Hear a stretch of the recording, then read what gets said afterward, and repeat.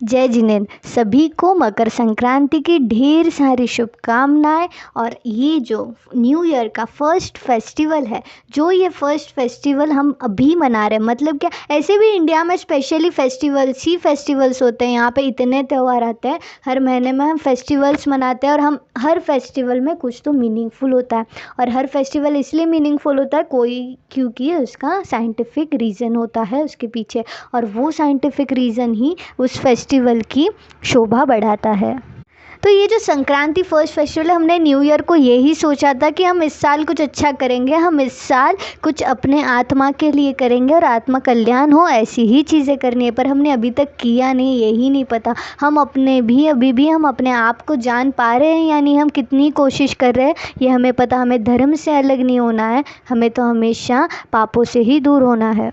तो हम इस फेस्टिवल में ये जानेंगे कि कैसे हम इस फेस्टिवल को अपने आध्यात्मिक वे में देखें और इसको सही तरीके से मनाएं। और हम हर फेस्टिवल को ही अपने आत्मा के लिए मनाएंगे, ना कि ऐसा कोई फेस्टिवल मनाएं जिससे किसी का हानि हो, किसी के साथ मतलब क्या, राग द्वेष ना हो और अधर्म ना हो, किसी जीव को ठेस ना पहुँचे। यही मन में होना चाहिए हमेशा। दया भाव और जियो और जीने दो का नारा जो है वो हम हमेशा अपने मन में लेके चलेंगे। तो हम देख रहे थे आज कौन सा फेस्टिवल है, आज संक्रांति फेस्टिवल है। मोस्टली सभी के घर तो मिठाइयाँ बन गई होगी और सभी ने अपनी अपनी पतंग और मांझे भी रेडी रखे उड़ाने के लिए।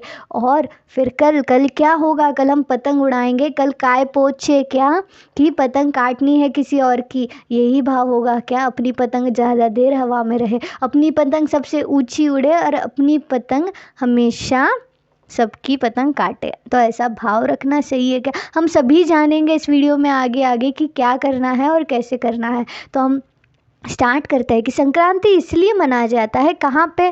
पहले तो पंजाब में लोहरी, मतलब लोहरी के रूप में मनाया जाता है, उसे वहाँ लोहरी कहते हैं। तो क्यों, क्योंकि वहाँ पे फसल आ गई है, फर्स्ट फसल आ गई है और फिर उस खुशी में सेलिब्रेशन होता है। तमिलनाडु में पोंगल बोल के मनाया जाता है। पोंगल इसीलिए कहते हैं क्योंकि वो उस टाइम सन को, जो गॉड सन है, जो लॉर्ड सन मानते हैं वो, तो उनको भी प्रे करते हैं। और जो भी एग्रीकल्चर से रिलेटेड जो चीज़ें होती है, जो भी एनिमल्स होते हैं, सभी चीज़ों को एक स्पेशली नेचर गॉड को उनको प्रे करना होता है, या फिर नेचर गॉड का इम्पोर्टेंस जानते हैं और फिर उनको थैंक्स कहते हैं कि हाँ वो है इसीलिए हम हैं। वरना अगर नेचर हमारा साथ नहीं देगा तो क्या ही होगा, फिर तो ग्लोबलाइजेशन और सभी चीज़ें होगी और फिर हमें हानि ही पहुंचती है। हमें अगर सुखी रहना है तो हमें नेचर को भी सुखी रखना ही पड़ता है। थोड़ा सा भी बैलेंस बिगड़ जाए तो दोनों को तकलीफ़ झेलनी ही पड़ती है। और हम इसके साइड इफ़ेक्ट्स तो ऐसे भी लाइफ में देख ही रहे हैं।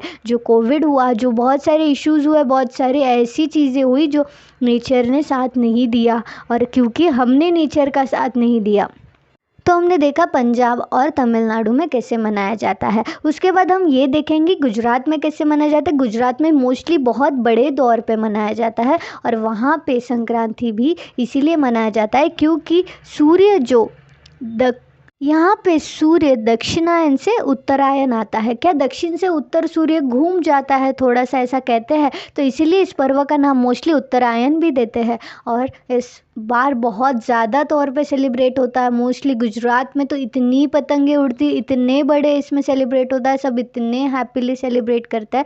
और पंजाब में भी ना कम कुछ सेलिब्रेट नहीं होता है, और तमिलनाडु में भी उतने ही इसमें होता है। और ऑल ओवर दी इंडिया भी बहुत अच्छे से सभी फेस्टिवल सेलिब्रेट होते हैं। और ये वाला जो फर्स्ट है, जो न्यू ईयर का बिगनिंग है, जो साल भर के फेस्टिवल्स की शुरुआत हो रही है इस बार, तो हम ये देखेंगे अब कौन सा फेस्टिवल। अब तो कहीं तो अपने फेस्टिवल की शुरुआत करनी है और हमें कहीं तो अपना भी देखना है। बट हम संक्रांत देखेंगे कि संक्रांत के जो रीजंस है, हम जिस लिए मना रहे हैं, हमें नेचर को भी सपोर्ट करना है। नेचर जो हमारे मदर नेचर कहते हैं हम, जो मदर नेचर है तभी हम हैं। अगर कुछ भी नहीं हो तो हम नहीं होंगे। जो झाड़ काट रहे हैं, जो बहुत सारे हम गंदी चीज़ें कर रहे हैं, मतलब क्या, ग्लोबलाइजेशन कर रहे हैं, पोल्यूशन कर रहे हैं, तो सभी जगह पे हम प्रॉब्लम ही क्रिएट कर रहे हैं। कोई भी चीज़ सही से बैलेंस नहीं हो पा रही है, इसलिए हमारी लाइफ बैलेंस नहीं हो पा रही है। हम नेचर के साथ कम वक्त बिताते हैं और हम बाकी चीज़ों के जो आर्टिफिशियल चीज़ें हैं उनके साथ बहुत ज़्यादा टाइम बिता रहे हैं, जो सही नहीं है, जो हमें चेंज करना है। और हमें इस संक्रांत में जो सन का इम्पोर्टेंस है, जो नेचर का इम्पोर्टेंस है, जो एनिमल्स का, मतलब जो एग्रीकल्चर का इम्पोर्टेंस है वो जानना है कि कैसे agriculture is one of the most and important चीज़ है इंडिया में। शायद उसी की वजह से हम खाना खाते हैं, और खाना खाते हैं इसलिए हम जी रहे हैं। अगर एग्रीकल्चर ही नहीं होता, अगर खाना ही नहीं उगता, तो हम कैसे खाते, हम कैसे जी पाते, और हमारा सर्वाइवल भी और ही मुश्किल हो जाता था। तो हमें कैसा करना है, हमें सर्वाइवल तो करना ही है, बट अच्छे से, जिसकी वजह से सर्वाइवल हो रहा है वो भी देखना है। आज तो ऐसी कंडीशन आ गई है कि हम जिसकी वजह से खा रहे हैं वो ही भूखा सोता है दिन में। हम जिसकी वजह से हम खाना खाते हैं, जिसकी वजह से हमारे घर में अनाज आ रहा है, उसके घर में अनाज नहीं होता, उसके पास पैसे नहीं होते और वो भूखा सोता है, उसकी फैमिली नहीं चल पाती। कितने फार्मर्स ने सुसाइड कर ली, कितने फार्मर्स का कर्जा है, कितने फार्मर्स अभी बीच में स्ट्राइक पे गए थे, कितने ही इश्यूज़ चलते हैं फार्मर्स के साथ। बट क्या, फार्मर्स के साथ तो इश्यूज़ है ही, बट हमें ये देखना है कि वो जो मेहनत से जो पका रहा है अनाज, जिस अनाज की वजह से हम जिंदा है, उसका इम्पोर्टेंस जानना है। अनाज का तो है ही, बट किसका, जिसने उसको बनाया, जिसने उसको उगाया और जिसकी वजह से हमारे घर तक आया है, जो हमारे पककर हमारे पेट में गया है, उसका भी इम्पोर्टेंस हम जानेंगे।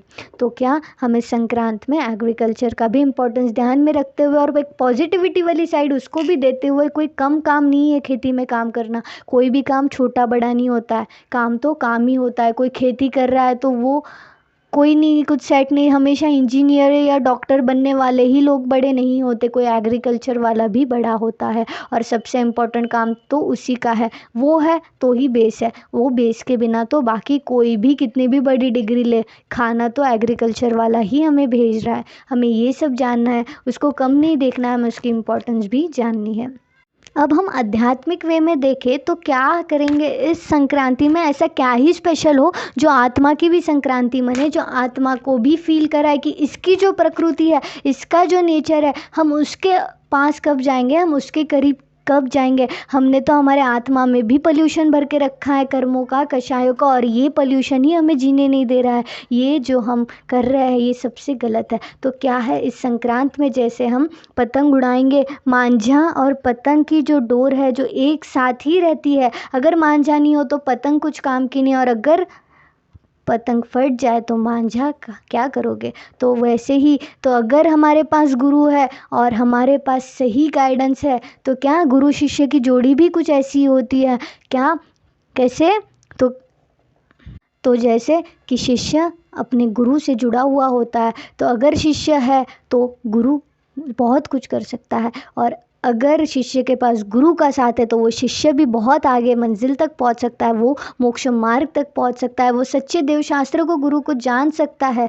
बट क्या, सही से साथ चाहिए। और जो हवा चलती है, बिना हवा के तो पतंग ही नहीं उड़ता, बिना हवा के पतंग को उड़ान ही नहीं मिलती। वैसे ही शास्त्रों का सपोर्ट हो, भगवान महावीर के वाणी का सपोर्ट हो, वैसे ही अगर जिनेंद्र प्रभु का सपोर्ट हो, अगर जिनेंद्र प्रभु की जो हवा है वो सही से चले, वो सही मार्ग में मिल जाए और सही से उड़ान भर देना, तो ये हवा, ये पतंग और ये डोर, ये तीनों ही बराबर हवा के हिसाब से, हवा जहाँ ले जाए, हवा जहाँ सिद्ध गति तक पहुँचा दे, इतनी बड़ी ऊंची उड़ान भरनी है, और वो पतंग कभी नहीं कटेगी। हमें कशाय भाव ही नहीं करना है। इस बार ये भाव नहीं चाहिए कि मैं किसकी पतंग काटूं, ये भी तो गलत है। किसी का बुरा करना सोचना ही गलत है। भावों से ही सही, अपनी कटे या उसकी कटे, पर भाव तो हो गए थे किसकी पतंग काटने के, और किसी का बुरा करने का भाव आना ही मन में गलत होता है। ये बहुत सारे कर्मों का बंद करवा देता है। हम खुशी से बोलते हैं कट गई तुम्हारी, पर नहीं, पतंग काटना भी तो सही नहीं है। उस पतंग में कितने सारे कबूतर भी मर जाते, कितनी सारी पंछियों को भी प्रॉब्लम होता है।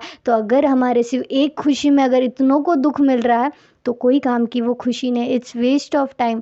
बट हमें क्या करना है, हमें बराबर सम्यक दर्शन, सम्यक ज्ञान और सम्यक चारित्र, जो मोक्ष की सीढ़ी है, जिसके बिना मोक्ष पॉसिबल ही नहीं है। मोक्ष चाहिए तो सच्चा ज्ञान, सच्चे देवशास्त्र गुरु चाहिए। वैसे ही अगर पतंग उड़ानी है तो हवा भी चाहिए, मांझा भी अच्छा वाला चाहिए और पतंग भी सही वाली चाहिए। इसमें कुछ भी गलत हो तो नहीं चलेगा।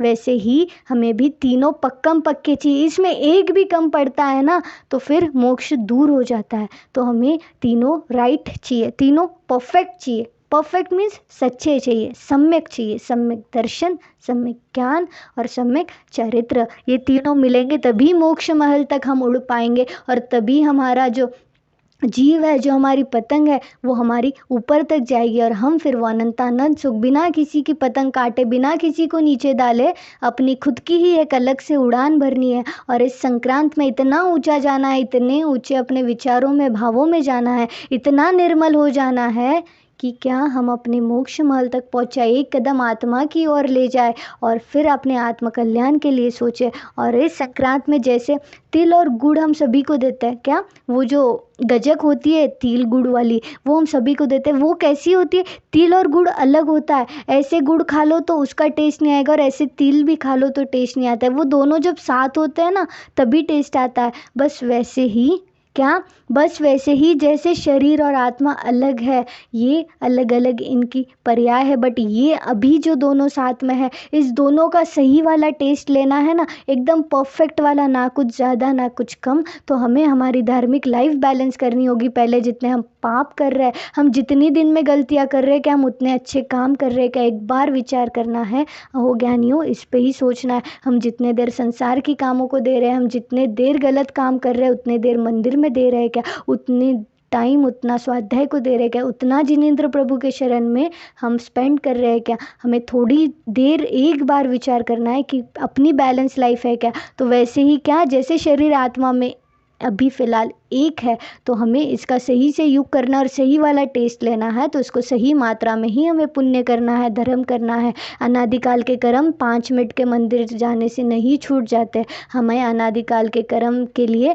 अनंत अनंत पुण्य, अनंत अनंत कर्मों की निर्जरा करनी पड़ेगी, तभी हम मोक्ष जा पाएंगे। तो ऐसे ही नहीं होता कि 5 मिनट मंदिर गए और दिन भर पाप करने के लिए तुम्हें छूट है। नहीं, अहो ज्ञानियों, तुम्हें तो बहुत कुछ करना है। उस 5 मिनट में भी निष्कषाय रह के अनंत कर्मों की निर्जरा करने का ही प्रयास करना है। तो हम ये देखेंगे कि जैसे अब तिल गुड़ जैसे हम एक होंगे, तो भी हम इस मनुष्य पर्याय से ही मोक्ष हो सकता है। मनुष्य पर्याय में ही संयम मिल सकता है, और कोई भी गति में, कोई भी पर्याय में ये ऑफर नहीं है। अगर हमारे पास ही प्लस पॉइंट है, हमारे पास सही गलत जानने की शक्ति है, हम इंसान हैं, तो हम बिल्कुल सही गलत जान के सही रास्ते पे निकलेंगे। और इस संक्रांति में अपनी मोक्ष मार्ग वाली पतंग है, मोक्ष महल वाली पतंग है, जो सच्चे गुरुओं के मांझे से और देवशास्त्र गुरु की हवा से, सम्यक दर्शन की हवा से इतनी ऊंची उड़ने वाली है मोक्ष मार्ग की, जो है कि हम अपने संसार में रहो। हम ये नहीं कह रहे कि दीक्षा ले लो, बट संसार में रह के भी विरक्त रहना है, संसार में रह के भी अच्छे काम करने सीखना है, और फिर धीरे धीरे तो मोक्ष महल पहुंचना ही है, संसार को छोड़ना ही है एक दिन। सभी को बहुत सारी हैप्पी संक्रांति और बहुत सारी शुभकामनाएं। इस पर्व आपकी पतंग इतनी ऊंची जाए, मोक्ष मार्ग वाली, आपके भाव इतने ऊंचे जाए, और आप किसी के भी भावों को हिंसा ना पहुंचाए, और आपका ये त्यौहार बहुत ही आनंद से गुजरे, और आपका एक कदम अपनी आत्मा की और जल्द से बढ़े, और आप अपनी पुण्य